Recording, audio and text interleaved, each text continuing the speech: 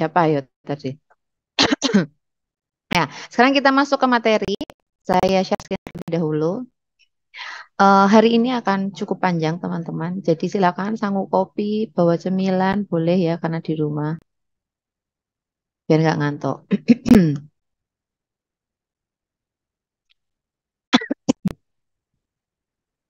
Asal jangan main game ya. Oke, sudah terlihat PPT saya?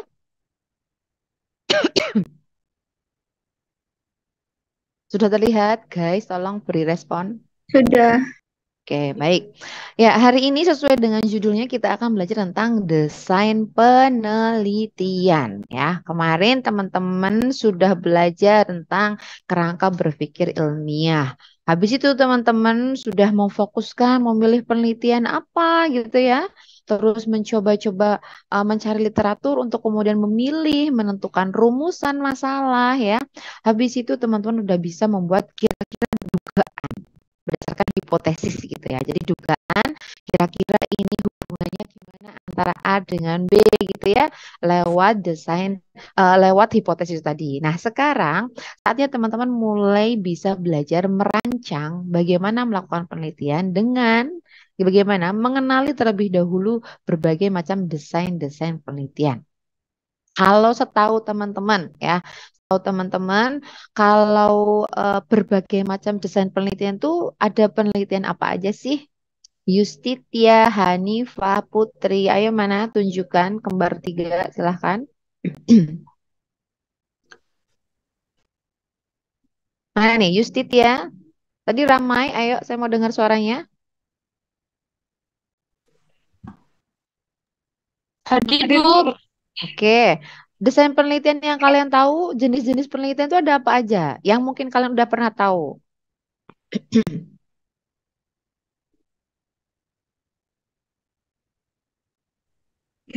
Mental.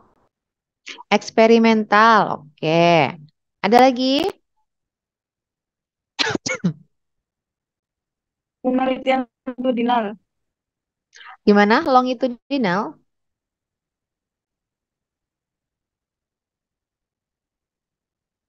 Wah, ini ghosting ini muncul terus menghilang. Sistematik review, Bu. Systematic review. Oke, wah tingkat tinggi ya. Sip, ada lagi mungkin yang lainnya. Terima kasih ya Yustitia, Hanifah dan Putri. Jadi apa Yang itu? lainnya? Siapa? Mana ini? Randomized control trial, Bu. Oke, randomized control trial. Tadi yang ngomong siapa ya? Hanifah, Ibu tadi yang bilang. Oke, baik Hanifah tadi randomized control trial. Betul sekali. Itu adalah berbagai macam desain penelitian atau jenis rancangan penelitian. Nah, tadi dari yang berbagai yang sudah disebutkan teman-teman tadi ya, nanti kita akan coba pelajari hari ini ya. Sekarang tujuan dari perkuliahan kita hari ini adalah teman-teman diharapkan nanti bisa mengetahui berbagai macam desain penelitian untuk meliputi penelitian kuantitatif ya seperti penelitian eksperimen, kemudian observasional ya, juga mengenal desain penelitian kualitatif ya. Meski mungkin ini jarang dilakukan di bidang fisioterapi, tapi juga bisa dilakukan dan ada gitu yang meneliti. Nanti saya akan berikan contoh-contohnya, oke? Nah, sekarang kita masuk ke dalam tahapan penelitian. Nah, kemarin teman-teman sudah belajar ya, mungkin di praktik teman-teman sudah mencoba mengarah-ngarahkan apa sih yang kemudian pengen diteliti gitu ya, yang pengen kalian ketahui lebih banyak atau apa namanya ingin kalian kaji, itu kalian harus tentukan dulu di awal. Nah, setelah kalian menentukan topiknya adalah kalian harus mulai membayangkan gimana sih teknisnya nanti saya akan melakukan penelitian. Sebagaimana dulu saya pernah nanya ke teman-teman, kalau misalkan kemarin ada orang yang low back pain, ingat ya, balik ke memori kita yang di pertemuan pertama itu. Jadi yang kalau back pain terus kamu mau ngujinya biar tahu kalau misalkan sebuah minyak itu tadi terus kemudian bisa efektif mengatasi low back pain itu tadi, gimana sih cara untuk menelitinya itu gitu. Ada yang kemudian mau melakukan uji coba. Uji coba berarti penelitiannya eksperimen. Ada yang mungkin Uji cobanya tadi ada yang mau eksperimen biasa, ada yang mau randomized control trial seperti yang disampaikan teman-teman tadi. Bedanya apa gitu ya? Nah, maka kita kenali terlebih dahulu berbagai macam desain untuk kemudian nanti teman-teman bisa menentukan, oh ini nih, saya mau pakai desain ini, misalkan seperti itu. Gitu ya. Jadi tahapan penelitian yang kedua setelah topik sudah diidentifikasi adalah mendesain penelitiannya ya. Oke, komponen dari desain penelitian itu adalah pertama teman-teman nanti harus mendesain dulu desain studinya dulu. Jadi kayak bagaimana kalian akan mengukur variabel terikat hubungannya dengan variabel bebasnya, itu caranya bagaimana itu lewat desain studinya. Kemudian bagaimana menguji cobakan orang untuk mendapatkan bukti empirisnya, memilih orang-orangnya itu kalian belajarnya lewat desain samplingnya. Jadi samplingnya itu nanti yang akan juga dipelajari. Next berikutnya juga kalian akan mendesain variabel dan juga cara pengukurannya. Nah, semua komponen itu tuh harus ada dalam proposal penelitian dan penjelasan metode penelitian kalau kalian menuliskan di artikel penelitian. Nah, maka tahap pertama kita akan belajar dulu yang paling pertama tentang desain studi. Oke. Nah, seperti yang kemarin saya sampaikan bahwa peneliti itu harus memilih desain studi yang tepat untuk menjawab masalah yang dirumuskan.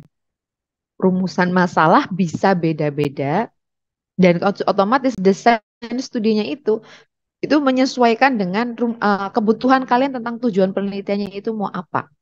Kalau misalkan kalian memang tujuannya hanya ingin mendeskripsikan sebuah karakter, misalkan karakter keluhan-keluhan fisik pada sekelompok orang tertentu, misalkan gitu ya, maka kalian lebih tepat menggunakan desain deskriptif, misalkan seperti itu.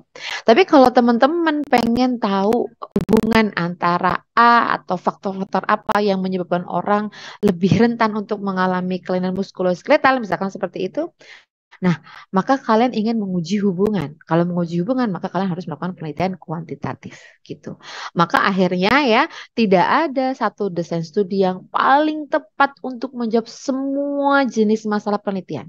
Karena hanya ada sebuah desain yang paling cocok sesuai dengan rumusan masalah yang kalian tuliskan gitu ya. Jadi salah satu desain cocok untuk masalah penelitian tertentu itu belum tentu cocok untuk masalah penelitian yang lainnya. Kalau tujuannya nggak sama. Maka tadi ya pemilihan desain studi harus dikembalikan lagi. Kalian mau tujuannya apa? Happy ya Nafisa, Retno, Fitri.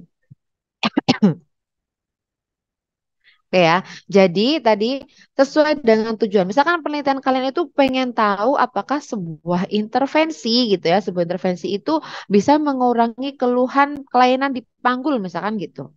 Oh, saya mau uji coba, pengennya tahu efektivitas dari sebuah intervensi. Maka kalau efektivitas sebuah intervensi, kalian harus memilih menggunakan desain tadi eksperimen. Nah, gitu ya. Jadi makanya yang paling tepat untuk menjawab itu adalah tadi sesuai dengan tujuan penelitian. Tujuannya apa? Maka sesuaikan desain studi itu dengan tujuan yang ingin kalian buat gitu ya. Jadi nggak ada yang paling bagus, paling sempurna itu ya memang secara evidence base itu ada, cuman tergantung tujuan kalian seperti itu. Oke, ini tadi yang saya sampaikan bahwa aduh, saya harus menyingkir ya. Jadi ini yang saya sampaikan bahwa dalam piramida bukti ilmiah itu kayak ada istilahnya apa ya, runtutan gitu ya, runtutan yang mana kemudian desain mana yang bisa menghasilkan bukti ilmiah lebih baik. Bukan soal desainnya yang lebih superior gitu ya, tapi apakah kemudian dari desain itu menghasilkan bukti ilmiah yang istilahnya tingkatannya lebih tinggi. Ini adalah uh, piramida evidence base. Yang paling bawah yang menunjukkan bahwa dia memberikan bukti ilmiah yang paling rendah. Maka ibaratnya kalau untuk jadi rujukan ya dia harusnya yang terakhir gitu. Karena dia bukti untuk tentang suatu hal A berkaitan dengan B misalkan itu yang paling rendah gitu. Kemudian meningkat di atasnya semakin tinggi, semakin tinggi, semakin tinggi, semakin tinggi itu yang kemudian semakin baik level bukti ilmiahnya gitu ya. Misalkan seperti pada di sini kita lihat expert opinion gitu ya, atau istilahnya pendapat ahli, atau misalkan yang paling gampang misalkan testimoni itu adalah bukti yang paling rendah untuk sebuah efektivitas sebuah intervensi. Maka misalkan ya kalian ada orang jualan. Jualan itu jualan alat medis tertentu atau obat medis tertentu yang menyatakan bahwa bisa menghilangkan keluhan atau mengatasi penyakit tertentu. Terus kemudian yang diunggulkan sama dia ketika iklan adalah testimoni-testimoni orang yang telah menggunakannya. Maka Anda sebagai mahasiswa yang sudah belajar metode penelitian harus bisa memposisikan pemikiran Anda untuk meyakini atau enggak meyakini benar enggaknya iklan yang disampaikan itu. Karena tadi ya bahwa expert opinion bahkan testimoni dari ahli itu adalah pendapat yang paling rendah gitu ya. Jadi kalau itu bukan merupakan dari hasil penelitian yang itu memang betul efektif mengobati masalah tertentu, istilahnya memberikan dampak yang baik tidak memiliki efek buruk gitu ya, maka itu yang baru bisa dipercaya gitu ya dibandingkan tadi testimoni. Level berikutnya adalah seperti case control atau case series atau case report ya, ini bisa. Terus kemudian cohort study, kemudian RCT tadi teman kalian ada yang bilang randomized control trial Bu, tadi ada yang bilang begitu. Betul sekali ini salah satunya ada di sini dan dia adalah termasuk level bukti tingkat sedang gitu ya. Karena dia cuman hasil dari satu penelitian saja. Tapi kalau misalkan yang di atasnya ini yang merupakan apa namanya yang sudah dikaji berdasarkan hasil penelitian-penelitian sebelumnya gitu ya. Jadi kayak ada beberapa gabungan ya yang paling adalah yang systematic review itu maka dia merupakan intisari dari berbagai macam penelitian tentang topik tertentu gitu. Jadi misalkan kalian melihat efektivitas intervensi A dibandingkan dengan B ya berdasarkan hasil penelitian orang-orang yang telah melakukannya. Nah, itu adalah systematic review gitu yang dilakukan secara sistematis yang prosedurnya khusus gitu. Itu ini adalah bukti yang paling tinggi yang mana kemudian dia yang kemudian bisa kita anggap oh berarti A dan A misalkan A variabel bebas gitu ya dia efektif apa untuk melakukan intervensi pada variabel terikat gitu ya mengatasi masalah misalkan kemudian ternyata dari hasil systematic review itu maka menunjukkan bahwa ternyata kebenaran bukti itu tidak hanya terjadi di satu daerah saja tapi di berbagai daerah yang lain dari hasil penelitian A B C di berbagai tempat itu hasilnya sama misalkan seperti itu. Nah, itu makanya kemudian dikatakan adalah bukti systematic review itu adalah bukti ilmiah yang paling tinggi seperti itu. Ya. Nah, maka sekarang kita akan pelajari satu persatu ya tentang desain studi yaitu untuk penelitian kuantitatif ya. Nah, kita akan belajar ada penelitian eksperimen, ada observasional gitu ya dan kemudian nanti ada juga penelitian kualitatif sedikit tapi nggak akan saya kupas sampai dalam seperti ini. Oke, terus kemudian kita masuk ke yang pertama, yaitu yang eksperimen. Nah, tadi ada teman-teman yang bilang eksperimen. Nah, eksperimen itu apa sih gitu ya? Jadi, dan eksperimen itu penelitian yang bertujuan untuk membuktikan kausalitas. Kausal itu adalah sebab akibat. Mana yang harus terjadi dulu? Sebab dan akibat yang harus terjadi dulu mana? Mutiara Anissa. Sebab dan akibat mana yang harus terjadi dulu?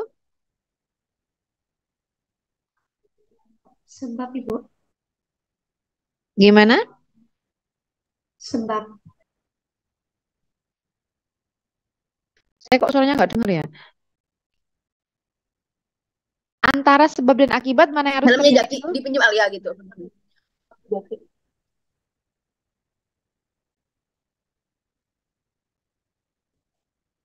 Halo, coba tes ada yang ngomong dulu dong. Saya suaranya nggak dengar headset saya.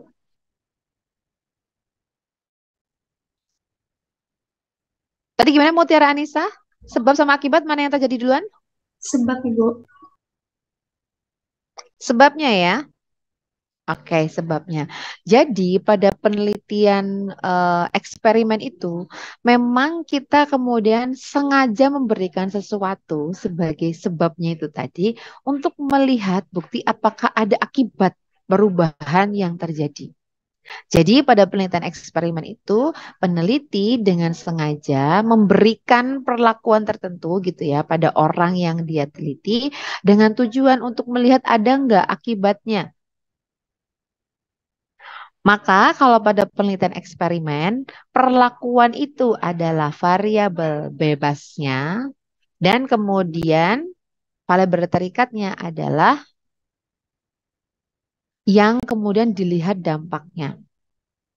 Sebagai contoh, ada penelitian ingin meneliti gitu ya, misalkan ingin meneliti tentang efektivitas menggunakan VCO gitu ya untuk mengatasi keluhan gatal-gatal katakanlah gitu. Variabel bebasnya yang apa, variabel terikatnya yang apa? Ada yang mau volunteer?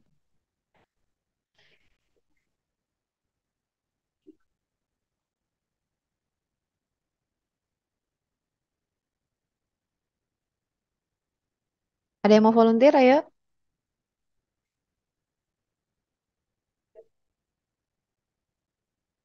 Rafika Hasmi ada? Boleh diulang, Bu? Oke. Apa judul penelitiannya misalkan efektivitas minyak VCO untuk mengurangi keluhan gatal.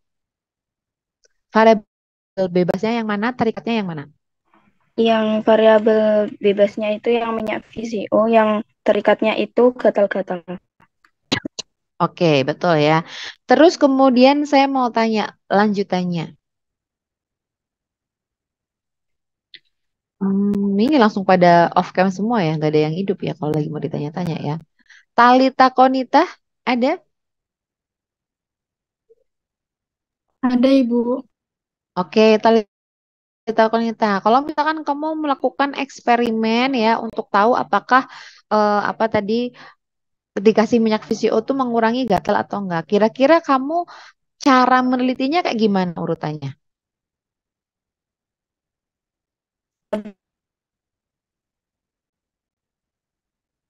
Sebentar Ibu, lagi mikir. Oke, boleh.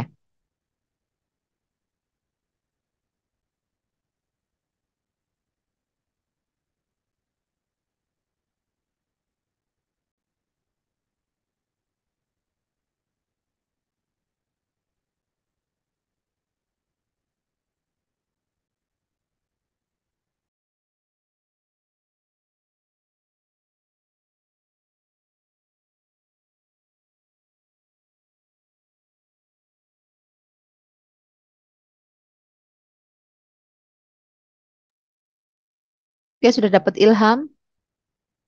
Sebentar Ibu.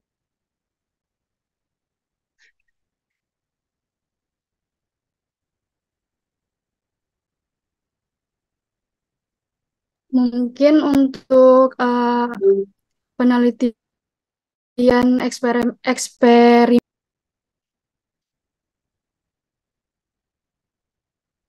yang pertama kita harus identifikasi dulu Bu topik research-nya.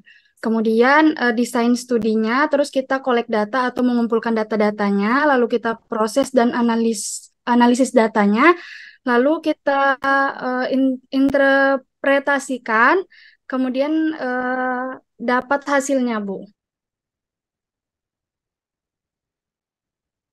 Oke, baik. Terima kasih Talita. Nge. Oke, mungkin ada yang mau menambahkan?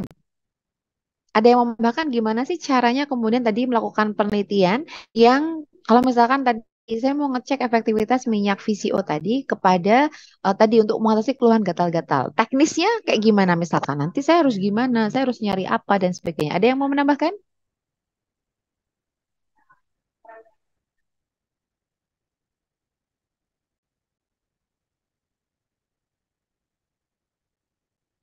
Oke, yang cowok tadi dah. Mahdi dan Bintang. Mana? Mahdi dan Bintang?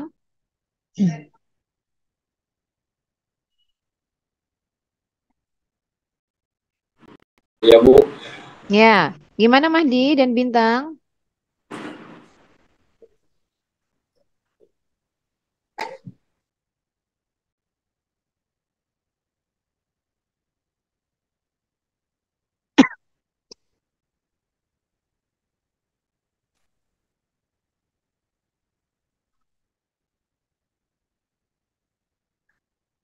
Ada clue nggak Mahdi dan Bintang?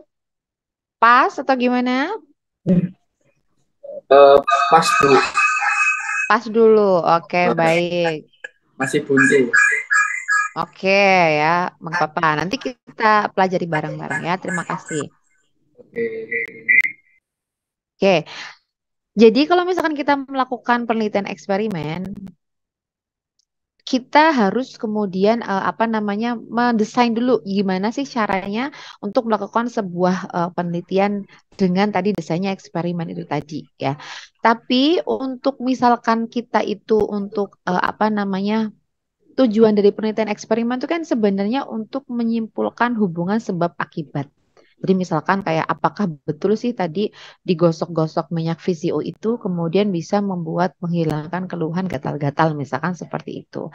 Nah, maka ada beberapa hal yang bisa kita jadikan patokan kalau misalkan kita hendak menyimpulkan kausalitas gitu. Jadi yang pertama adalah variabelnya jelas harus berhubungan terlebih dahulu bahwa memang ada korelasi antara penggunaan VCO dengan gatal-gatal misalkan seperti itu.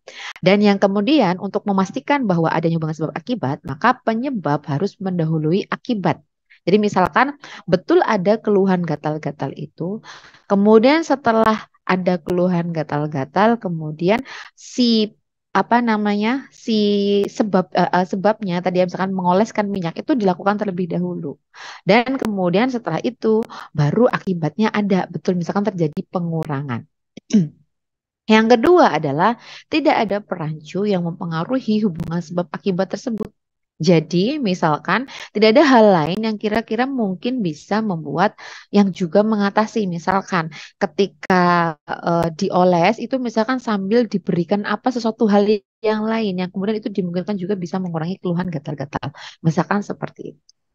Gitu. Jadi beberapa hal untuk yang kita harus pastikan ya ketika kita mau menyimpulkan kausalitas gitu ya adalah tadi kedua variabel antara variabel bebas dan terikat itu harus saling berhubungan dulu, penyebabnya harus ada dan kemudian dia itu muncul setelah muncul itu menimbulkan adanya perubahan gitu ya dan kemudian tidak ada hal lain gitu ya yang mungkin bisa menjadikan adanya perubahan selain variabel yang bebasnya itu tadi gitu.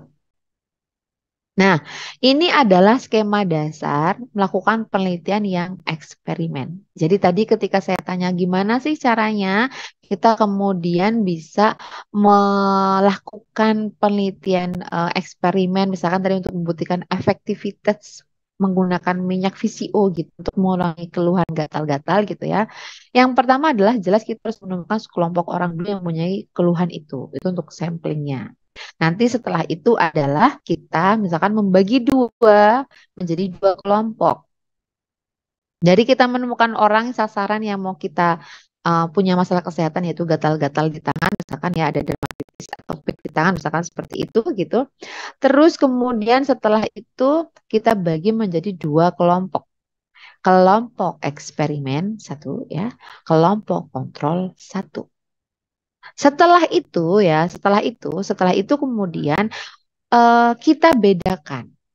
Untuk kita tahu bahwa dia diberikan suatu perlakuan atau tidak, maka pada kelompok intervensi itu kita beri perlakuan. Misalkan perlakuannya adalah kita kasih oles-oles dengan minyak VCO dengan berapa dosis misalkan seperti itu. Kemudian pada kelompok kontrol itu misalkan tidak kita beri apa-apa. Jadi yang pada kelompok kontrol tidak diberi apa-apa. Nah, setelah itu ya misalkan kita intervensi atau kita berikan perlakuan gosok dengan minyak visio itu secara rutin selama 1 minggu misalkan seperti itu. Dan kemudian kita cek misalkan di akhir minggu keluhan gatal-gatalnya gimana. Masih sering terasa atau tidak. Kita bandingkan antara kelompok intervensi dengan kelompok kontrol. Nah, itu adalah skema dasar penelitian eksperimen. Jadi dari sampel yang kita miliki ya, kita ngambil sampel sesuai dengan sasaran yang mau kita teliti tadi, kemudian kita bagi dua, jadi kelompok intervensi, jadi kelompok kontrol. Habis itu kita tes di awal untuk ambil data baseline atau pretest gitu ya. Terus kemudian kita dari kelompok intervensi itu diberi intervensi, yang kontrol misalkan tidak diberi apa-apa. Kalau misalkan kalian mau mengujinya adalah menguji perbandingan antara metode 1 dengan metode 2, maka bisa. Yang eksperimental itu mungkin yang kalian baru, yang intervensi baru, yang kalian anggap baru, yang ingin kalian uji. Maka kontrolnya bisa juga kalian pilih sebagai yaitu kelompok atau intervensi, bukan kelompok ya, intervensi yang dianggap istilahnya standar gitu. Jadi yang ya sudah pernah ada, memberikan efektivitas yang istilahnya sudah kita ketahui, tidak hal yang lebih gitu. Misalkan ada intervensi yang kita anggap dia itu dapat memberikan mengatasi masalah lebih cepat, misalkan seperti itu. Nah, maka yang eksperimental grupnya itu adalah kita pilih intervensi baru yang ingin kita sasar, sementara kontrolnya itu bisa merupakan intervensi standar yang sudah diketahui oleh mayoritas masyarakat yang lainnya, misalkan seperti itu. Habis itu kita tes di akhir setelahnya, kemudian nanti datanya kita bandingkan. Gitu. Jadi itu adalah skema dasar dari penelitian eksperimen ya. Intinya membagi menjadi dua kelompok, yang satu dikasih intervensi, satunya enggak, atau satunya dikasih intervensi yang levelnya lebih rendah, misalkan seperti itu. Kemudian di akhir kita bandingkan hasilnya di kedua kelompok tersebut. Itu adalah basic dari skema cara melakukan penelitian eksperimen. Nah, anggaplah seperti ini, ya. Jadi kalian nyari dulu subjeknya penelitian kalian yang memang memenuhi kriteria inklusi. Jadi kalian punya kriteria-kriteria kan. Karena kalau misalkan kayak tadi untuk penelitian yang ingin apa namanya intervensi tertentu, misalkan kita mau mengecek apakah sebuah gerakan senam misalkan bisa mengulangi keluhan apa misalkan keluhan muskuloskeletal tertentu, misalkan seperti itu, maka kita harus ngumpulin dulu orang-orang yang punya masalah muskuloskeletal tersebut. Seperti itu. Jadi kita subjeknya harus dipilih sudah sesuai dengan tujuan penelitian ya. Terus kemudian mau lihat misalkan efektivitas sebuah intervensi untuk mengatasi keluhan tersebut. Nah, maka pada kelompok subjek yang dipilih yang sudah mengalami masalah muskuloskeletal tadi, kemudian dibagi jadi dua. Yang satu kelompok nanti diberikan intervensi tertentu, dijadikan kelompok intervensi, yang satunya dijadikan kelompok kontrol, tidak diberi apa-apa. Kemudian nanti kita lihat berapa orang di kelompok intervensi yang keluhannya berkurang ya. Terus berapa orang di kelompok intervensi yang kemudian nggak ada tidak ada perubahan gitu. Terus kemudian lagi kita lihat juga di kelompok kontrol berapa yang kemudian keluhannya berkurang padahal nggak dikasih apa-apa gitu ya. Dan kemudian berapa yang kemudian tidak ada perubahan apa-apa. Nah, gitu. Jadi itu adalah pelaksanaan penelitian. Dan ini arah waktunya otomatis ke depan ya. Jadi kalau misalkan penelitian dimulai dari sekarang, maka seterusnya ke depan. Berarti misalkan berapa bulan lagi, 3 bulan lagi, 2 bulan lagi, atau sebulan lagi gitu. Misalkan untuk penelitiannya yang di bagian akhir ini nanti. Gitu. Gitu. Jadi tadi yang harus dikenali ya, hal-hal penting yang harus dikenali dari penelitian eksperimen adalah tadi variabel bebasnya. Variabel bebasnya itu adalah intervensinya itu. Intervensi yang baru, yang berpeluang, yang inovatif, yang belum pernah dilakukan gitu ya, itu adalah yang menjadi variabel bebasnya. Jadi nanti bisa dua jenis ya, dua jenisnya dalam artian variabel bebasnya itu bisa diberi, tidak diberi, diberikan intervensi dibandingkan dengan tidak diberikan intervensi, atau diberikan intervensi yang lebih baik dibandingkan dengan intervensi yang mungkin yang standar yang udah kita ketahui efeknya seperti itu. Gitu ya. Jadi nanti ada dua pilihan, diberi atau tidak diberi ya, tidak diberi apa-apa. Atau kalau dalam obat ada istilahnya placebo. Kalau placebo itu kayak tipuan gitu ya teman-teman ya. Jadi untuk dianggapnya kayak diberi sesuatu, tapi terus kemudian ternyata nggak ada isinya. Contohnya misalkan pada penelitian obat, efektivitas obat itu bisa orang kemudian diberikan placebo. Jadi misalkan untuk mengatasi keluhan tertentu, masalah kesehatan tertentu, mau menguji cobakan obat mana yang lebih efektif, misalkan seperti itu. Nah, satu obat diberikan zat aktif, misalkan ada apa sih, misalkan untuk mengatasi keluhan sakit kepala, satunya dikasih paracetamol.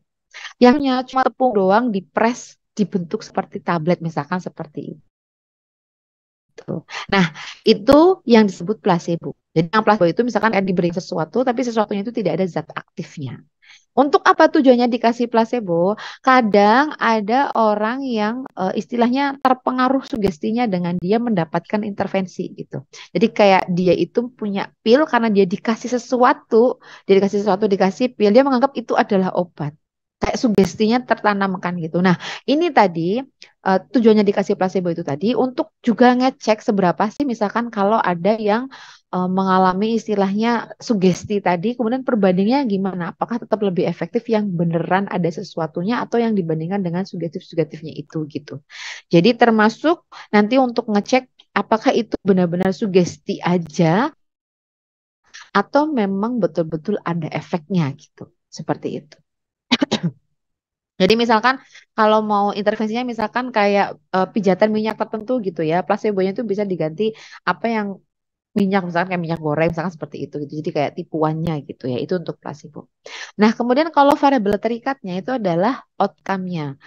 Outcome itu bisa misalkan penyakitnya atau masalah kesehatannya atau misalkan keluhannya ya. Kalau misalkan kalian mau yang variabelnya positif, misalkan kayak kalian mau meneliti misalkan senam gitu ya dengan tingkat kebugaran misalkan gitu ya, maka tingkat kebugaran itu tadi adalah juga bisa menjadi variabel terikatnya. Jadi intinya variabel terikat itu adalah efek yang ingin dilihat.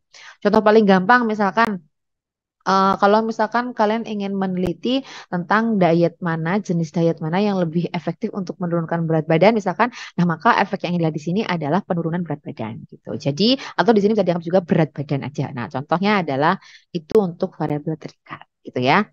Oke, next selanjutnya adalah jenis penelitian eksperimen itu ada dua. Tadi teman kalian ada yang bilang ya, randomized control trial. Randomized control trial itu adalah juga termasuk jenis penelitian eksperimen. Dia yang baik gitu ya. Dan kemudian ada juga kuasi eksperimen atau eksperimen semu. Jadi istilahnya true eksperimen atau randomized control trial dan kuasi eksperimen atau eksperimen semu.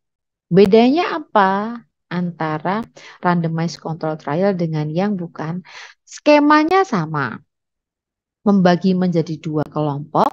Yang satu diberikan X atau intervensi, kemudian di tes yang kedua, skemanya sama, ya. Prosesnya sama untuk penelitian kuasi juga sama ya, eksperimen semu membagi menjadi dua kelompok, yang satu diberikan X atau intervensi, yang satunya tidak, diukur sama-sama tahap satu dan tahap kedua. Nah, yang membedakan adalah adanya tanda R ini. R itu adalah randomisasi. Jadi bedanya pada penelitian yang true eksperimen itu adalah ketika kalian sudah punya sampel penelitian. Kalian sudah punya sampel penelitian sejumlah misalkan 60 orang. Kalian mau membagi menjadi dua kelompok, yaitu kelompok intervensi dan kelompok intervensi dan kelompok kontrol. Nah, cara membaginya itu yang menjadi pembeda antara true dan kuasi eksperimen. Kalau true, maka ketika kalian membagi, kalian melakukannya dengan melakukan istilahnya randomisasi. Random itu artinya kalian mengalokasikan dalam dua kelompok itu tuh dengan cara yang random. Random secara statistik ya. Jadi kayak kalian memiliki cara, teknik untuk misalkan bisa kalian menggunakan apa namanya tabel gitu ya untuk kemudian kalian mengundi. Nah, misalkan yang paling mudah untuk melakukan apa namanya randomisasi ya adalah misalkan kalian sudah punya sampel 60 orang. 60 orang ini punya keluhan-keluhan fisik yang seperti yang kalian inginkan, misalkan seperti itu.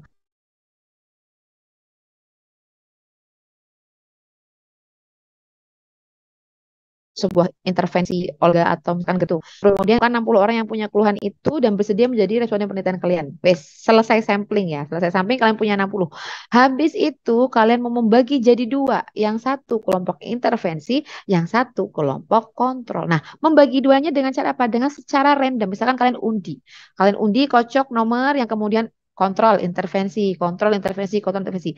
Jadi setiap responden yang sudah terpilih tadi punya kesempatan yang sama untuk menjadi kelompok intervensi atau kelompok kontrol. Itu adalah makna dari randomisasi. Jadi pemilihan mengalokasikan ke dalam intervensi atau ke dalam kontrolnya itu dilakukan secara random. Random itu contohnya tadi paling sederhana adalah diundi. Jadi semua orang yang jadi responden itu berhak, punya hak untuk masuk dalam kelompok eksperimen atau kelompok kontrol. Itu contoh. Ya, itu adalah contoh yang randomized control trial, ya, melakukan randomisasi. Kalau yang enggak randomized control trial gimana? Yang kuasi eksperimen gimana? Yang kuasi eksperimen itu adalah jadi ketika kalian sudah punya 60 orang untuk kalian teliti gitu ya. Kalian membaginya secara gampang aja karena nggak mau ribet misalkan gitu. Kalian demi kemudahan teknis penelitian saya mau membagi misalkan yang rumahnya berdekatan aja misalkan. Jadi satunya misalkan di RT, misalkan kalian pakai 2 RT gitu ya. Kalian misalkan RT 7 itu menjadi kelompok intervensi dan RT 8 jadi kelompok kontrol misalkan seperti itu. Nah, itu membaginya tidak melakukan random.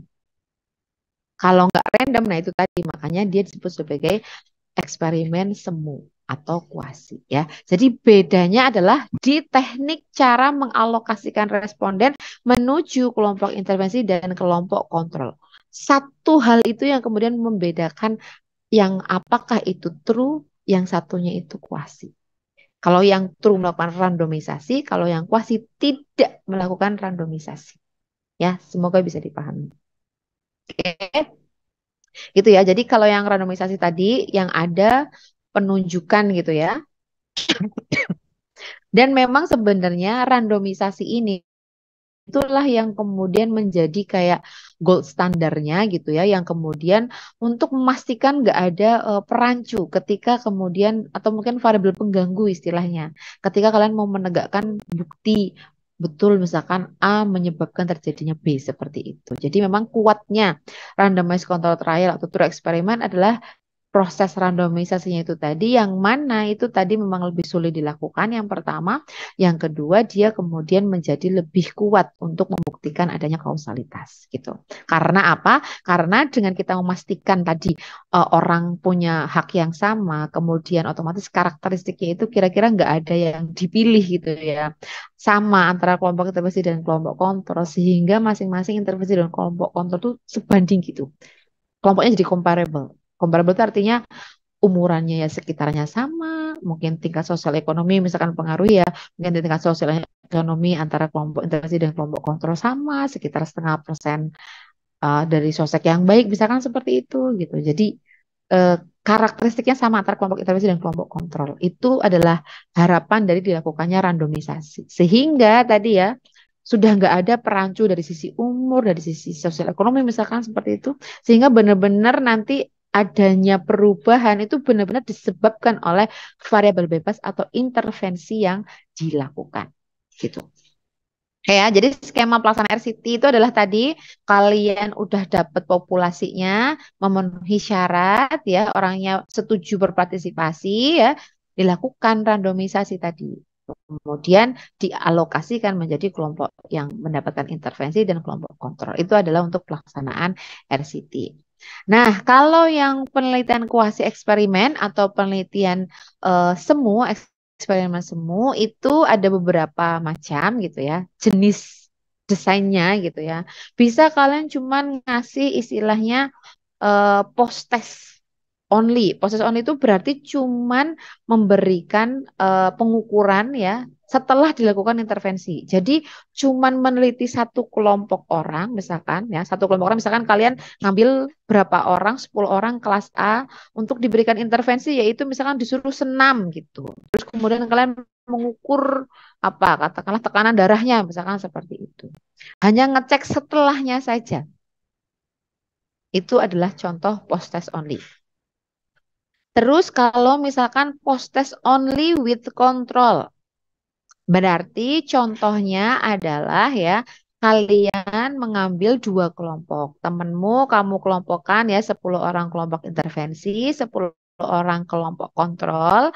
Terus yang satu kamu suruh senam A misalkan seperti itu. Kelompok duanya nggak disuruh ngapa-ngapain. Habis itu kamu cek tekanan darahnya di dua kelompok itu. Gitu. Itu adalah post test only with control. Jadi kalau with control berarti ada dua kelompok gitu. Cuman bedanya adalah ketika memilih kelompok, kalau di kuasi eksperimen tadi ya nggak pakai randomisasi. Jadi membagi kelompoknya pakai pilihan peneliti aja, pengennya gimana kayak gitu. Gitu. Oke, terus kemudian yang kedua adalah yang pre-test post-test. Berarti diukurnya dua kali, sebelum dan setelah. Cuman kalau yang modelnya desainnya adalah pretest post-test aja, maka dia cuma satu kelompok tapi diukur sebelum dan setelah. Contohnya, kalian tadi ketemu 10 orang teman kalian, sebelum ngapa-ngapain kalian ukur tekanan darahnya. Habis itu anaknya disuruh senam. Habis senam diukur lagi tekanan darahnya. Ukurnya dua kali ya, sebelum dan setelah. Nah, itu adalah desain pretest dan post-test. Nah, kemudian ada lagi desain pretest, post-test with control. Kalian bagi teman kalian jadi dua kelompok, 10 kelompok A, 10 kelompok B. Yang kelompok A itu ya, kedua-duanya kelompok A dan B diukur tekanan darahnya dulu di awal. A berapa tekanan darahnya, B berapa tekanan darahnya. Habis itu kelompok yang A disuruh senam apa misalkan. Kelompok B nggak disuruh ngapa-ngapain. Habis selesai senam di kelompok A, kalian ukur waktunya bareng ya. Kelompok A diukur tekanan darahnya lagi, kelompok B diukur tekanan darahnya lagi.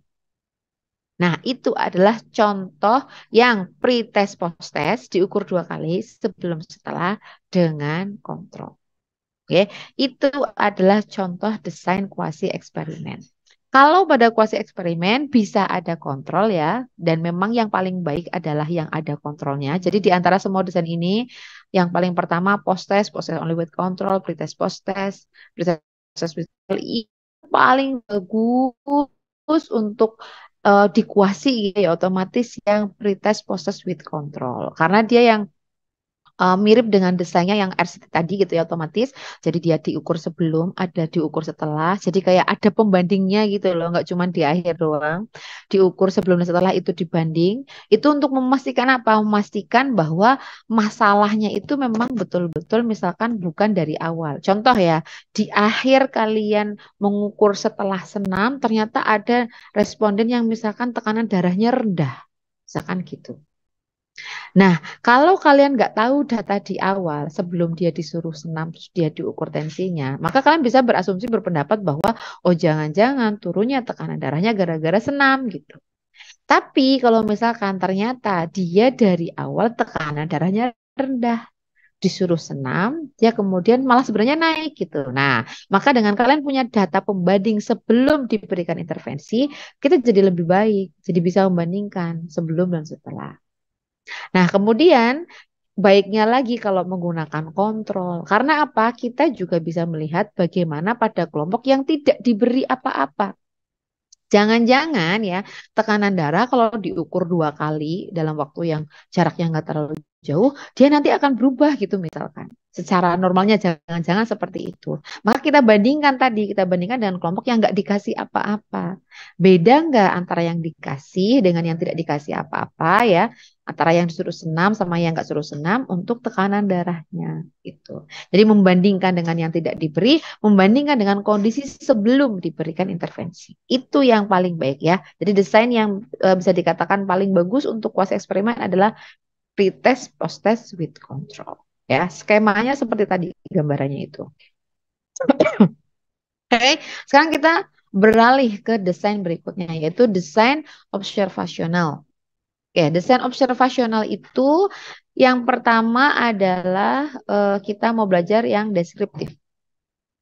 Jadi macam-macam deskriptif ya, itu ada macam-macam. Kalian bisa ada yang namanya case report, ada yang namanya case series, ada yang cross-sectional untuk deskriptif biasa.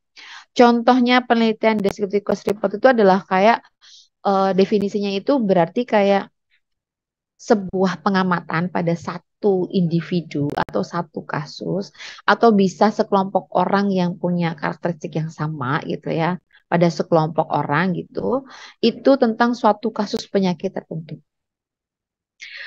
Bedanya dengan case series, kalau case series itu adalah kumpulan case report yang sama atau bermiripan.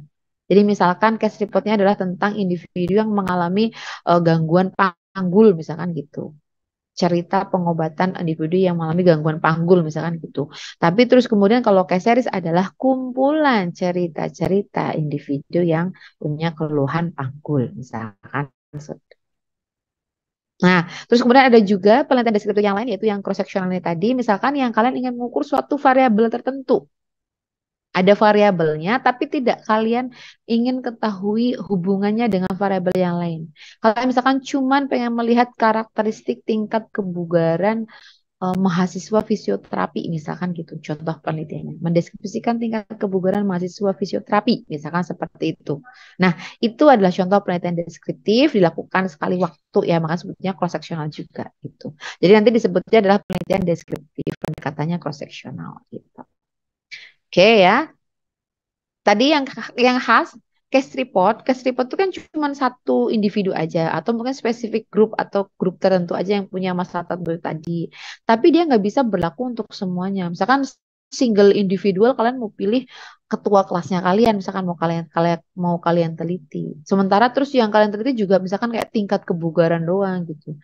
Itu kalau untuk case report dia jelas nggak sesuai. Karena yang namanya case report itu betul memang single individual, satu kelompok orang atau satu kelompok individu yang spesifik gitu ya. Tetapi yang penting adalah kasusnya harus unik. Penyakitnya langka, jarang terjadi atau belum pernah ada baru yang pertama kali misalkan gitu. Perilaku langka, penyakit langka, atau juga bisa sesuatu hal yang baru yang belum pernah diketahui. Contoh penelitian kemarin case report tuh banyak banget muncul waktu COVID-19 pandemi kemarin itu. Karena itu adalah penyakit baru, akhirnya dilapor-laporkan banyak profil gimana sebuah penyakit gitu. Itu tuh bisa gitu ya. Jadi kayak kasus baru. Kalau teman-teman melakukan penelitian case report boleh nggak ya gitu ya?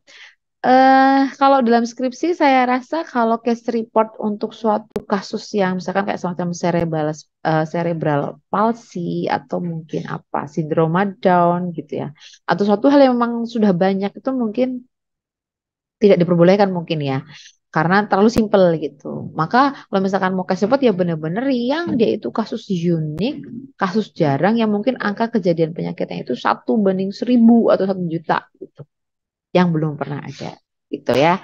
Itu adalah contoh case report itu yang mungkin lakukan untuk kalian penelitian ya. Dan kemudian cirinya penelitian deskriptif itu adalah ya memang dia cuma bisa menjawab pertanyaan apa, siapa, di mana, dan kapan gitu. Dalam artian apanya itu adalah misalkan apa yang dilihat. Misalkan tadi mau lihat karakter fisik dari individu yang memiliki penyakit apa misalkan seperti itu.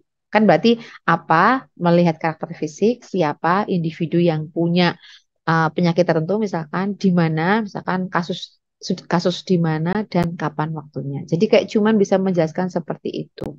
Atau misalkan deskriptif yang lain kayak melihat gambaran tingkat kebugaran siswa SD mana. Nah, maka apanya adalah tingkat kebugaran siapa siswa SD di mananya misalkan di SD Negeri 1 Surakarta misalkan gitu. Nah, itu adalah penelitian deskriptif. Dia cuma bisa menjawab pertanyaan apa itu tadi? Istilahnya cuma kayak untuk mengetahui kayak gimana sih, tahu apa deskripsinya gitu ya. Dan keuntungannya adalah dia mungkin bisa mengarahkan munculnya hipotesis. Misalkan nanti ternyata dari hasil penelitian deskripsinya teman-teman ya, terus misalkan kalian ketahui bahwa tingkat kebugaran anak SD itu beragam, misalkan kalian menemukan itu dulu. Yang kedua, lebih baik tingkat kebugaran antara siswa SD laki-laki dan siswa SD perempuan misalkan gitu atau sebaliknya tingkat kebugaran lebih baik pada siswa SD laki-laki dibandingkan yang perempuan. Nah, maka dia bisa mengarahkan munculnya hipotesis tadi ya, ada hubungan antara jenis kelamin dengan tingkat kebugaran. Itu hipotesis yang muncul dari hasil penelitian deskriptif. Nah, maka tadi ya fungsinya deskriptif juga adalah untuk bisa kayak sebagai penelitian awal bisa untuk mengarahkan munculnya hipotesis itu juga bisa. Oke ya, ini adalah contoh studi-studi yang saya bawakan. Ini adalah case report. Kalau case report itu biasanya misalkan ini sindrom Sia-Gibbs ya. Ini adalah sebuah kasus yang jarang, maka bisa tuh ditaruh di jurnal. Dia bisa. Jadi ini adalah kelainan genetik ya, genetic disorder ditandai dengan developmental delay, ada keterlambatan perkembangan, terus kemudian ada kemampuan intelektual yang kurang dan gangguan tidur. Ini contoh gejalanya. Terus kemudian gimana sih misalkan dia melihat manajemen fisioterapinya itu yang dilakukan bagaimana, misalkan seperti itu bisa. Atau misalkan ini adalah contoh case report lagi. Case report kejadian langka. Ini adalah kejadian yang mana uh, orang punya masalah paten foramen oval. Itu kelainan penyakit jantung ya. Kelainan penyakit jantung yang foramen ovalnya tuh nggak nutup. Jadi antara jantung apa serambi apa pun bilik-biliknya dari jantung tuh ada lubang gitu ya. Tapi kemudian dia itu em, keluhannya itu adalah neck pain atau istilahnya keluhannya leher. Jadi ini yang membuat jadi menarik adalah ada pasien gangguan jantung, tapi keluhan utamanya adalah neck pain. Gitu. Jadi ceritanya dari penelitian ini adalah seperti itu. Nah, itu tuh contoh case report. Otomatis harus yang jarang-jarang. Gitu ya, itu ada contoh case report. Kalau kalian untuk penelitian ya harus yang benar-benar kasusnya jarang. Oke. Terus kemudian berikutnya adalah tipe observasional yang lainnya. Kalau yang tipe observasional itu maka penelitiannya itu tidak memberikan tindakan apapun. Kalian cuma mengobservasi atau cuma melihat saja. Jadi hanya mengamati gitu ya antara A dan B gitu. Jadi kalau pada tipe penelitian observasional yang tidak melakukan tindakan apapun, tadi bisa berupa penelitian deskriptif ya. Terus kemudian yang kedua adalah penelitian cross-seksional,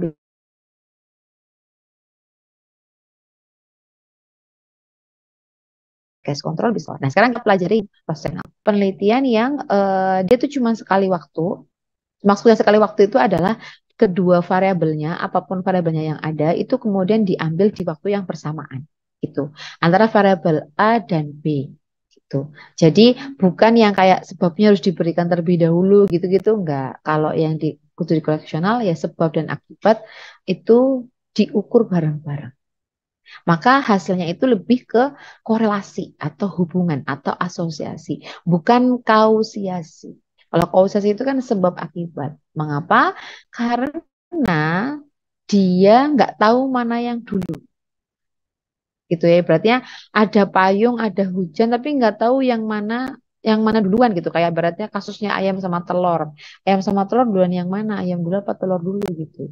Itu kalau hasil penelitian observasional dengan dengan desain cross-sectional ini itu kita nggak tahu mana yang lebih dulu. Apakah telurnya dulu yang ada, apakah ayamnya dulu yang ada gitu. Jadi yang penting ada telur, ada ayam, ada telur. Ada hubungan antara kedua itu. Tapi mana yang lebih dulu yang kurang tahu gitu. Ya, jadi makanya kalau pada studi cross-seksional itu adalah studi yang tidak bisa digunakan untuk menentukan hubungan sebab akibat karena diukur bareng satu jadi satu. Yang kemudian kita jadi oh ya nggak bisa tahu mana yang lebih dahulu. Adanya cuman dia berhubungan A dengan B, B berhubungan dengan A gitu aja. Itu yang cross-seksional ya. Kalau dari sini untuk membuktikan kausalitas ya atau istilahnya bukti ilmiah, memang cross-seksional itu yang paling rendah. Dia kalau masuk piramida penelitian observasinya itu termasuk yang paling rendah kalau yang cross-seksional gitu ya. Dia lebih rendah dibandingkan kuasi eksperimen. Yang paling bagus kan tadi randomized control trial itu yang bagus. Terus kemudian kuasi keduanya. Tapi kalau yang korelasi itu berarti di bawahnya lagi gitu. Oke, kalau studi potong lintang ya istilah lain dari cross sectional adalah studi potong lintang itu dilaksanakannya ya tadi intinya adalah dari populasi itu terus kemudian dipilih yang menjadi subjek penelitian atau sampel penelitiannya bisa dengan berbagai cara, kemudian nanti dikelompokkan hasilnya dari orang yang terpapar apakah dia ada punya masalah kesehatan terpapar itu kayak punya variabel bebas gitu ya. Terus kemudian apakah dia punya masalah atau dari yang dia memiliki variabel bebas tapi tidak punya masalah kesehatan atau dia yang tidak memiliki variabel bebas dan kemudian punya masalah kesehatan dan yang dia yang tidak memiliki variabel bebas dan tidak muncul variabel terikatnya gitu. Jadi itu adalah studi potong lintang. Skemanya seperti itu. Ya, gambarannya adalah kayak ngambil sampel penelitian, terus nggak diapa-apain, pokoknya dilihat aja ada nggak yang punya um, masalah kesehatan tapi punya variabel bebas, yang punya variabel bebas tapi nggak ada masalah kesehatan, atau yang nggak punya variabel bebas tapi punya masalah, atau yang nggak punya variabel bebas dan juga nggak punya masalah gitu. Ini arah penelitiannya ke depan itu kalau penelitian cross sectional. Jadi tujuan cross sectional itu kayak untuk lebih ke melihat prevalensi suatu masalah kesehatan gitu ya. Dan kemudian hanya untuk meneliti hubungan aja gitu ya. Jadi untuk meneliti hubungan aja. Next, kekuatannya ya. Ini yang paling banyak digunakan untuk penelitian. Mahasiswa sangat visible penelitian dan menggunakan desain cross sectional ini gitu ya untuk meneliti hubungan ya, uji hubungan itu yang paling mungkin. Dia nggak ngasih intervensi tertentu, jadi nggak, istilahnya nggak repot karena nggak harus melakukan apa gitu. Cukup kayak misalkan diukur aja, bisa diukur ya, pengukuran, atau mungkin bisa ditanya aja, diwawancara aja, itu pengumpulan datanya mudah gitu. Mudah dilakukan ya, murah, sebab juga nggak memerlukan follow up. Kalau pada penelitian eksperimen kan karena harus melakukan suatu intervensi, misalkan intervensinya nggak selesai dalam 1 hari, intervensinya harus dilakukan misalkan dalam 1 bulan untuk tahu apakah sebuah senam itu efektif mengurangi keluhan, misalkan seperti itu. Nah, maka kan kalau penelitian eksperimen harus follow up nanti 1 bulan kemudian kan gitu. Nah, kalau pada penelitian cross sectional itu enggak. Cuman sekali waktu aja kamu tes, kamu ukur, kamu tanyai hari itu tentang variabel A juga tentang variabel B, habis itu langsung dianalisis. Karena sekali waktu otomatis efisien ya, dan dia juga secara level bukti itu tetap bisa digunakan. Dia yang nanti kayak untuk bisa merumuskan hipotesis untuk penelitian yang tingkat selanjutnya, seperti kayak dengan menggunakan studi kasus kontrol maupun dengan menggunakan studi kohort. Kelemahannya ya, tetap ada kelemahannya. Kelemahannya adalah nggak cocok kalau kalian meneliti kasus yang jarang, penyakit-penyakit yang jarang. Karena kalian perlu kayak datang ke sebuah wilayah, terus kemudian kalian ambil potretnya gitu ya, kalian ambil yang di situ. Nah, kalau misalkan prevalensinya suatu penyakit itu sampai 1% gitu dari total populasi penduduk, ya nanti kamu nggak dapat orang yang memiliki masalah itu tadi yang untuk masuk di penelitianmu. Jadi makanya kalau untuk yang penyakitnya jarang ya, nggak cocok gitu. Terus harus interpretasinya harus pinter ya, dalam artian ini tuh bukan sebab akibat, cukup korelasi aja bahwa ada hubungan gitu. Oke, next. Berikutnya adalah tahapan yang berikutnya yaitu case control. Kalau case control itu desainnya adalah apa ya, lebih lanjut lagi dari penelitian observasional. Contoh case control itu misalkan biasanya cara melakukan penelitiannya itu adalah membagi 2 kelompok dulu, kelompok kasus dengan kelompok kontrol gitu ya. Jadi kalau misalkan dia berpenyakit itu jadi kelompok kasus, dia nggak punya penyakit dia masuk ke kelompok kontrol. Habis itu dari kelompok yang sudah diketahui punya penyakit itu dicek apakah dia punya variabel bebas enggak, atau dia ada variabel bebas atau enggak ada. Dan pada kelompok yang tidak memiliki penyakit juga dicek apakah dia punya variabel bebas atau enggak. Jadi kalau pada case control itu tidak pada kelompok umum gitu ya, tapi bagi pada penyakit, pada kelompok yang sakit dan kelompok yang enggak sakit, tapi tidak kemudian melakukan intervensi. Cuman habis itu ditanyain aja gitu ya. Jadi bedanya adalah ini dibagi 2 kelompok yang punya sakit dan yang nggak punya sakit, tapi terus kemudian ditanyain doang, diukur atau diwawancara aja, tidak melakukan intervensi apapun gitu. Itu kalau yang case control ya. Jadi membagi jadi kelompok kasus, kontrol, cuman dicek aja nanti dia punya variabel bebas atau enggak gitu.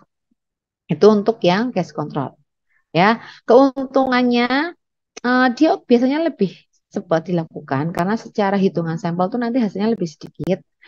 Dan keuntungannya adalah tadi dia cocok untuk meneliti penyakit yang langka. Misalkan ya mau kejadian-kejadian kelainan panggul yang jarang gitu ya, mau ngumpulin pada kelompok tertentu, terus faktor yang menjadi penyebabnya apa? Adakah mungkin misalkan kayak faktor sering gendong misalkan gitu, itu ngefek enggak misalkan gitu. Nah, itu bisa cocok dalam menggunakan kasus kontrol karena misalkan cocok untuk yang langka. Dia lebih murah gitu ya. Dan cocoknya kalau misalkan penyakitnya itu merupakan penyakit yang istilahnya kronis ya, yang panjang waktunya. Kalau yang penyakitnya akut semacam kayak kalau di Kesmas misalkan kayak semacam diare, ISPA gitu ya, nggak cocok diteliti dengan studi kasus seperti ini. Itu ya. Oke, yang penting kenali dulu apa namanya, apa ya, fitur-fitur dari masing-masing studi kasus kontrolnya itu. Kekurangannya kalau misalkan paparannya langka atau variabel bebasnya itu jarang, itu juga nggak cocok ya. Kadang-kadang sulit juga untuk memastikan mana yang lebih dulu gitu. Terus kemudian biasanya bias ya, rawan bias terutama istilahnya bias seleksi atau bias recall. Bias seleksi itu berarti ketika kita mau memilih antara kelompok kasus dan kelompok kontrol bisa jadi kayak kita ada kecenderungan untuk memilih kelompok yang lebih mudah kita teliti misalkan seperti itu, atau juga recall bias itu kayak karena pada orang yang sakit itu terus kemudian ditanya waktu dulu kamu belum sakit kamu pernah melakukan ini enggak misalkan seperti itu. Nah, itu kan suatu ingatan yang panjang yang lalu yang belum tentu orang ingat betul gitu. Nah, akhirnya itu tadi ada istilahnya recall bias yang ingatannya itu benar apa enggak kayak gitu. Nggak, itu adalah untuk studi kasus ini mungkin jarang ya digunakan di fisioterapi. Saya cepat aja. Nah, kemudian berikutnya adalah cohort ya. Cohort ini adalah studi longitudinal ya, dimulai dengan mengidentifikasi kelompok terpilih untuk diamati ya. Sekumpulan individu itu yang punya karakteristik sama terus kemudian dicek adakah masalahnya. Contohnya misalkan seperti ini. Kalian mau meneliti anak yang apa namanya terekspos dengan hal tertentu misalkan. Apa sih misalkan contohnya? Mau ngecek anak yang dari kecil dia misalkan sudah terekspos gadget gitu. Terus kemudian pengen lihat apakah ada pengaruh dari penggunaan gadget ke aktivitas motorik anak ketika dewasa misalkan gitu. Nah, maka eh, kalau kalian meneliti dengan desain cohort, kalian menelitinya adalah dengan cara kalian menentukan dulu sekelompok orang ya di suatu daerah gitu misalkan di daerah Gonilan, Kelurahan Gonilan ada sekelompok anak-anak misalkan seperti itu dengan ibunya. Terus kemudian kalian mengelompokkan ibu-ibu yang cerita ketika misalkan sebelum usia 1 tahun anak itu udah dikenalkan dengan HP misalkan gitu. Itu adalah subjek terekspos atau memiliki variabel bebas tertentu. Variabel bebasnya adalah tadi menggunakan gadget pada anak usia dini misalkan itu 1 tahun. Yang satunya enggak. Jadi pada kelompok kontrolnya kalian pilihkan orang-orang di wilayah Kelurahan Gonilan itu yang punya bayi ketika usia sampai 1 tahun tuh nggak pernah dikasih HP misalkan kayak gitu. Terus kalian ikuti dalam waktu misalkan 1 tahun. Wah, ini orang lulus-lulus ya. Misalkan dalam waktu 1 tahun habis itu kemudian kalian lihat ya dalam 1 tahun itu adakah yang kemudian mengalami gangguan atau keterlambatan motorik misalkan seperti itu. Ada enggak? Nah, maka dilihat pada kelompok subjek, pada kelompok yang terekspos tadi yang menggunakan gadget, dia motoriknya terganggu enggak? Misalkan gitu. Dan pada kelompok yang kontrol yang tadi nggak menggunakan gadget, tadi motoriknya terganggu atau enggak? Gitu. Nah, itu adalah contoh desain cohort. Memang ini kecenderungannya kayak nggak mungkin dilakukan oleh mahasiswa nggak, karena dia harus kayak mengamati dalam waktu yang lama. Dia nggak seperti eksperimen yang memberi sesuatu. Kalau di cohort, dia terpapar dengan variabel bebasnya itu secara alamiah didapatkan oleh responden itu sendiri. Jadi kayak ya ibunya memang ngasih HP gitu, bukan ibunya disuruh ke anaknya ngasih HP misalkan gitu. Gitu ya. Jadi bedanya cohort dengan eksperimen itu adalah kalau di eksperimen intervensi perlakuan itu dilakukan saat penelitian. karena disuruh penelitinya, misalkan seperti itu. Tapi kalau penelitian cohort itu dia mendapatkan suatu variabelnya itu dia dapatkan secara alamiah, dia sendiri yang melakukan itu. Jadi kayak anak itu mendapat perlakuan gitu dari orang tuanya. Nah, terus kemudian sama-sama nanti diukur gimana sih efeknya ke suatu hal di masa nanti, misalkan seperti itu. Gitu ya. Jadi bedanya kalau cohort dan eksperimen adalah kalau di eksperimen perlakuannya atau variabel basisnya itu diberi oleh peneliti pada saat penelitian, tapi kalau pada cohort itu orangnya udah dapat duluan sebelum dilakukan penelitian itu orangnya sudah dapat variabel basis itu duluan. Gitu. Itu bedanya, guys. Semoga bisa dipahami. Ada berbagai jenis studi cohort, ada retrospektif, ada prospektif ya. Retrospektif itu baik pelajaran maupun outcome sudah terjadi. Ini bisa dilakukan kalau pada daerah atau kelompok yang punya record data masa lampau yang baik. Ini kalau di Indonesia wah susah. Jarang ada record yang bisa sampai bikin retrospektif cohort gitu. Kalau yang prospektif ini yang masih mungkin dilakukan di Indonesia. Jadi pelajarannya sudah ada, outcome-nya belum terjadi. Nah, kalian ikuti dulu sampai outcome-nya itu terjadi. Diamati sama beberapa waktu. Itu untuk yang cohort. Oke. Pembandingnya ini mungkin terlalu sulit, bisa di skip aja. Nah, studi cohort ini tadi ya, kekuatannya bisa digunakan untuk misalkan yang pada pajanannya itu jarang atau yang variabel basisnya itu masih jarang, misalkan gitu. Dia bagus untuk mempelajari tentang apa ya hubungan antara satu variabel untuk menunjukkan outcome gimana gitu ya. Dan dia otomatis keuntungannya adalah otomatis paparannya atau sebabnya itu ya, suatu hal yang menjadi penyebab itu terjadi lebih dulu dibandingkan dengan akibatnya. Maka bisa kayak membuktikan dekat ke sebab akibat gitu. Karena udah memastikan bahwa penyebabnya itu terjadi terlebih dahulu gitu. Nah, keterbatasannya nggak efisien dari sisi waktu, otomatis lama ya, lama banget.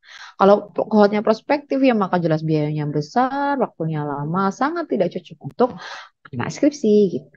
Jadi ini asal tahu aja gitu ya. Oke. Terus memang kalau dari segi bukti ya tadi sesuai dengan evidence based pyramid tadi, memang kalau studi yang paling bagus itu ya cohort itu tadi itu yang paling bagus gitu. Cuman sekali lagi ya semua tetap bergantung dari pertanyaan penelitian teman-teman seperti itu.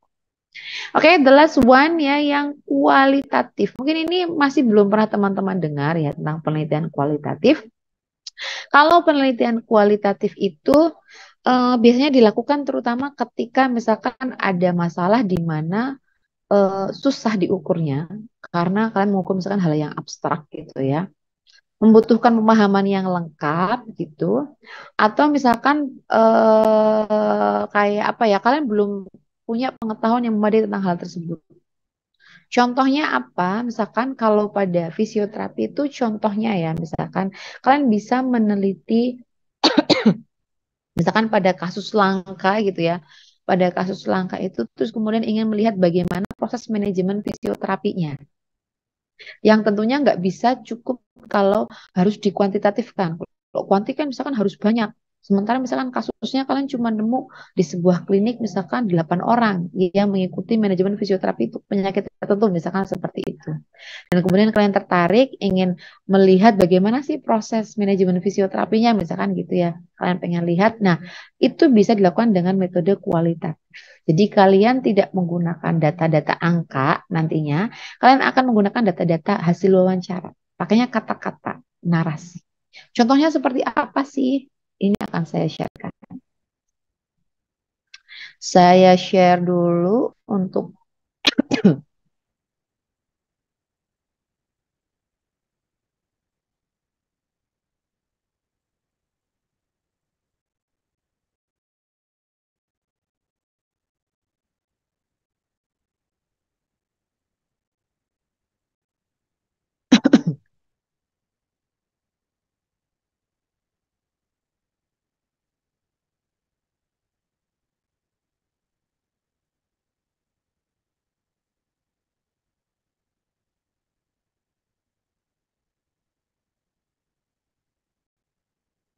Apakah sudah terlihat teman-teman?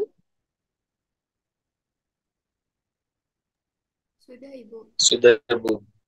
Oke, ini contoh penelitian yang dipublikasi di jurnal. Penelitian ini tentang apa namanya efektivitas sebuah treatment fisioterapi. Tuh. Ini contoh ya.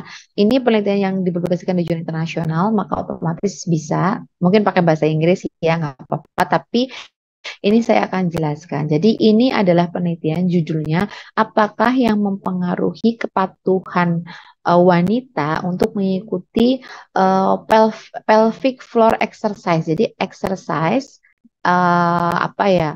Apa namanya olahraga gitu ya untuk mengatasi masalah gangguan panggul gitu, dasar panggul setelah manajemen fisioterapi atau setelah dia melakukan treatment fisioterapi. Jadi ini adalah penelitian kualitatif. Nah, bedanya penelitian kualitatif dengan penelitian kuantitatif adalah pertama di metodenya. Metodenya di sini adalah dia menggunakan semi-structured individual interview. Jadi pakai wawancara. Wawancaranya yang bukan pakai kuesioner, tapi wawancaranya itu yang wawancara dengan pertanyaan terbuka. Bagaimana, apakah gitu. Jadi pakai yang pertanyaan itu nanti jawabannya banyak. Yang enggak kemudian dihitung secara angka gitu. Nah, khasnya lagi di hasilnya itu ya, bedanya penelitian kualitatif itu adalah hasilnya menampilkan cuplikan-cuplikan wawancara. Jadi nanti teknik analisisnya itu berbeda. Dia menampilkan gini. Nah, nanti hasil analisisnya pakai analisis kualitatif ya. Nah, analisis kualitatif ini nanti teman-teman akan bisa kayak menjelaskan tentang bagaimana sih tadi tentang misalkan ini pengalaman perempuan yang punya pelvic floor dysfunction. PF itu adalah pelvic floor dysfunction. Jadi yang punya disfungsi dasar panggul gitu ya. Jadi misalkan gejala-gejalanya perempuan-perempuan itu mengalami kayak kalau batuk terus tiba-tiba air kencingnya keluar sendiri gitu. Jadi kayak nya itu sudah longgar gitu ya karena tadi disfungsi dari dasar panggulnya itu sehingga kekuatan ototnya tuh udah nggak bagus. Misalkan orangnya itu tertawa atau kemudian terbatuk-batuk itu bisa sampai terkencing-kencing gitu. Nah, kemudian si individu yang mengalami itu, terus kemudian ceritanya di penelitian ini, ya, kemudian dilakukan sebuah treatment fisioterapi gitu, melakukan exercise, senam-senam, jenis senam Kegel gitu ya, untuk kemudian mengurangi keluhan itu gitu. Nah, terus kemudian penelitiannya itu yang meneliti gimana sih perasaannya gitu. Nah, dia kemudian nanti menjawab di hasil penelitian itu dia kayak menjawab ngasih tahu gambaran tentang exercise programnya gitu. Nah, ya, misalkan ini hasil wawancaranya adalah menjelaskan mereka nggak ngomongin apa-apa tentang masalah saya, pokoknya dia cerita hanya tentang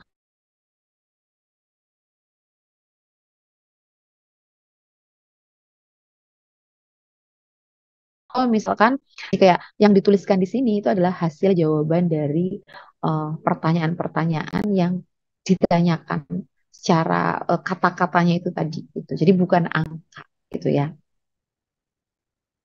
Nah, misalkan ini untuk melihat apa namanya, apakah dia itu bermanfaat atau enggak gitu. Nah, ini misalkan ada yang kemudian menjawab pengalaman saat melakukan program exercise-nya itu ada yang bilang worth it banget, saya seneng, saya mau mengulangi lagi, bagus banget dan bagi saya ini adalah sebuah pengalaman yang positif. Nah, jadi ternyata ada yang ketika melakukan exercise-nya gitu ya untuk programnya itu dia tuh kayak merasa senang gitu. Jadi itu adalah contoh penelitian kualitatif dengan gambaran penelitian hasilnya. Di fisioterapi bisa dilakukan hal tersebut karena ini adalah contohnya bukti di kajian fisioterapi itu bisa dipublikasikan hasil penelitian yang kualitatif. Oke, sampai di sini dulu materinya kita. Ada yang mau ditanyakan teman-teman tentang desain-desainnya?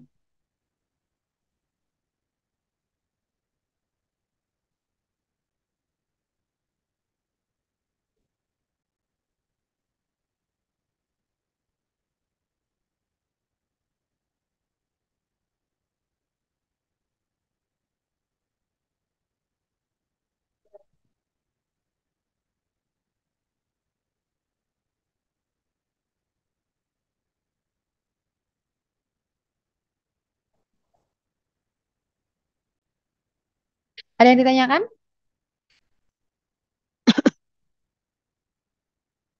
Kalau nggak ada, maka saya yang bertanya, ya. Jadi, saya mau ngacak nih. Ngacak dulu deh, pertanyaannya belakangan.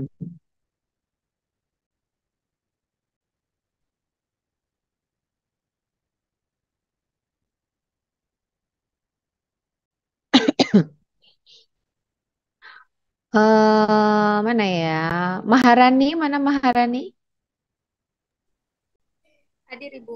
Oke, Maharani, kalau kamu melakukan penelitian eksperimen, tadi skema penelitiannya gimana caranya kalau penelitian eksperimen?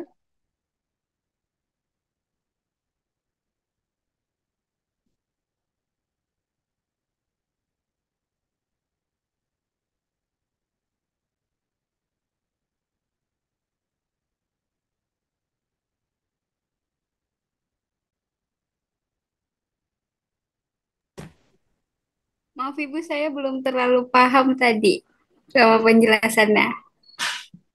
Oh, oke, baik ya. Jadi oke, saya harap ada yang paham, ada yang mau menyampaikan gimana sih skema melakukan penelitian eksperimen? Caranya melakukan eksperimen tuh gimana dulu? Ada yang mau volunteer?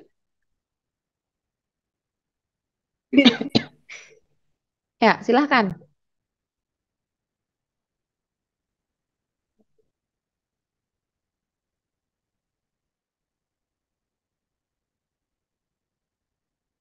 Ayo, tadi ada yang mau jawab?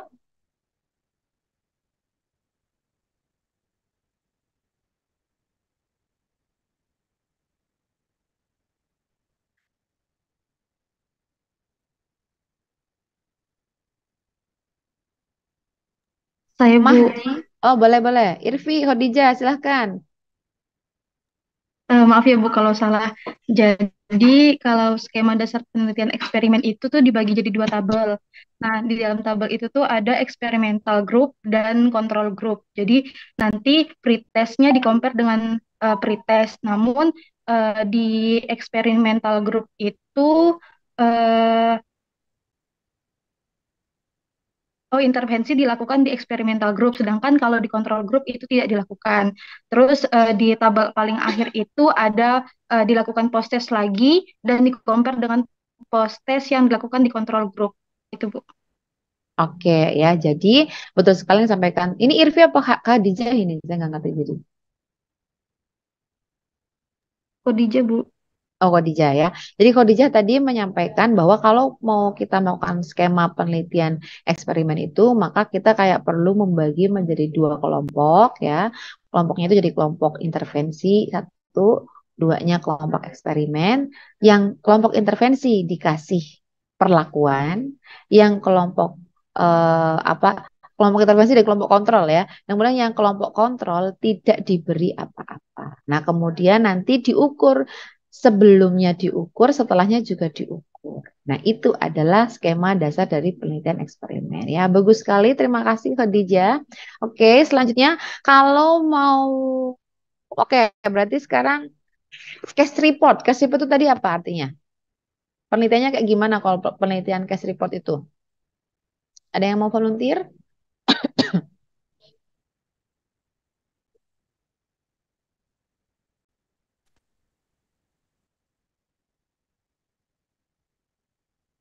Ayo, siapa yang mau jawab?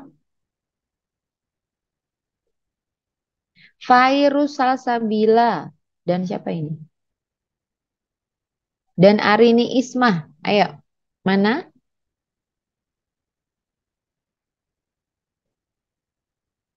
Ada nggak nih virus Salsabila dan Arini Isma? Ada, Bu. Oke, case report itu apa Mbak yang Anda pahami Mbak?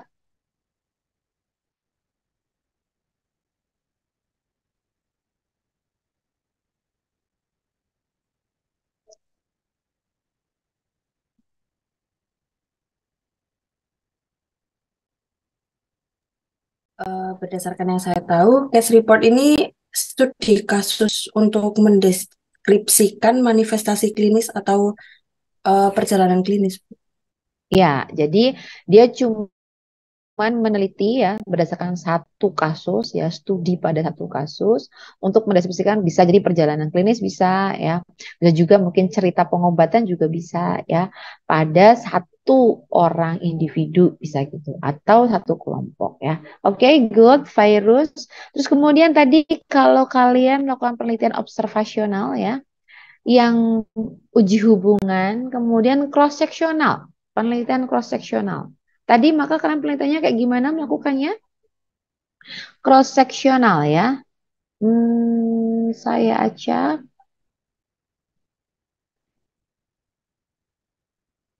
Firhan Ahmad. Ada Firhan Ahmad?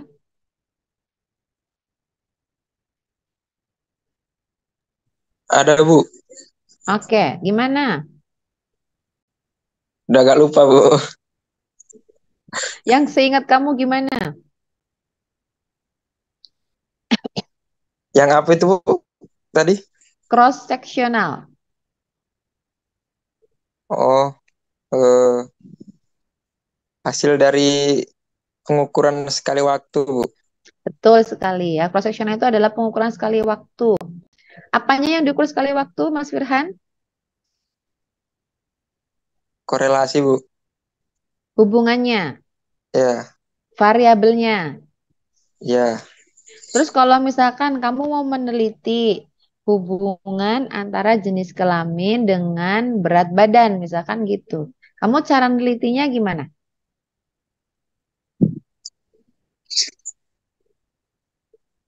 Dengan desain studi cross sectional tadi.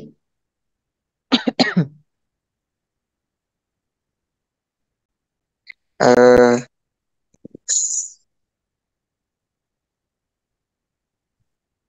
ya bebas Bu, mau diuji yang mana dulu. Ngukurnya gimana caranya? Kamu apa namanya ngumpulin orang gitu kan, yang jelas. Ya, Habis ngumpulin orang, habis itu kamu ngapain? di tes Bu. Tes apa? Ya, yang akan dites itu. Nah, ya kan tadi saya jenis kelamin sama berat badan. Maka kamu ngetesnya ngapain berarti? Ya, nimbang. Diukur berat badannya, Ya, ya Bu. ditanya jenis kelaminnya gitu ya. Ya Bu.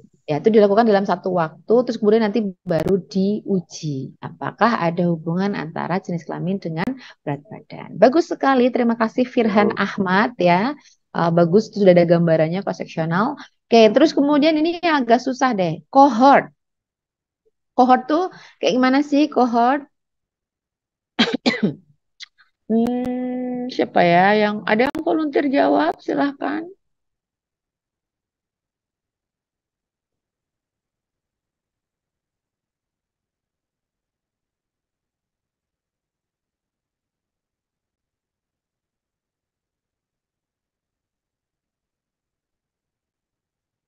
Dika Apriani. Ada Dika Apriani?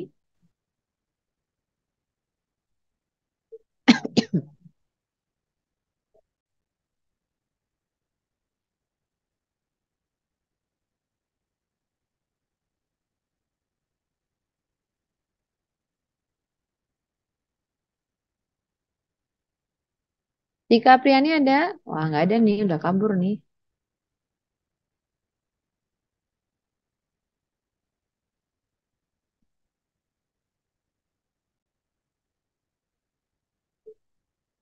Meka Dwi Hekiriani.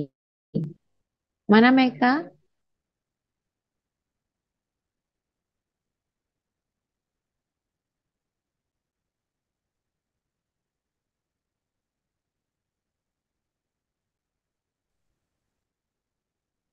Nah, ini udah pada ditinggal pergi ya. Ayo, yang terakhir yuk sebelum kita selesai. Ini nanti saya catat sama PJ-nya loh. Kalau yang dipanggil nggak ada, nanti nggak bisa dianggap absen ya.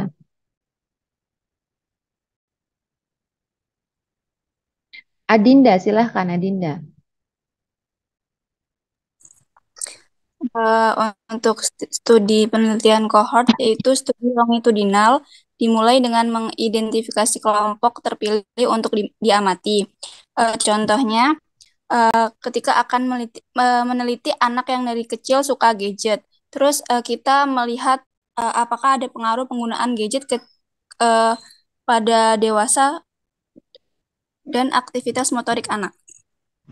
Oke, berarti kuncinya adalah adanya pengamatan gitu ya, pengamatan yang lama yang dilakukan ketika sudah memilih dua kelompok tertentu gitu ya. Dan kelompoknya adalah pada yang sudah memiliki suatu variabel bebas gitu ya, memiliki yang nggak memiliki dan kemudian dilihat pengaruhnya dalam jangka panjang. Gitu ya. Terima kasih Adinda dan teman-teman semua yang hadir di sini ya.